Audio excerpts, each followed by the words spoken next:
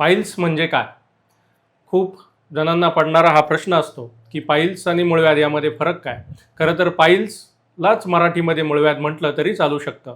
कारण शौचाच्या वेळी जास्त प्रमाणात कुंथायला लागण्याची जर सवय असेल, जास्त वेळ बसून जॉब असेल, तर शौचाच्या वेळी रक्त पडणं, टॉयलेटच्या वेळी काहीतरी मांसल भाग बाहेर येणं, पेन होणं, अशी लक्षणं ज्यांना ज्यांना असतात, आज पाईल्स नावाचा किंवा मूळव्याध नावाचा आजार झालेला आहे असं समजायला हरकत नसते.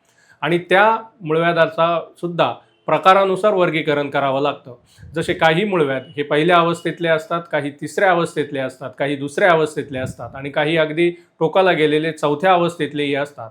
आणि त्या प्रकारानुसारच त्याची ट्रीटमेंट होणं गरजेचं आहे.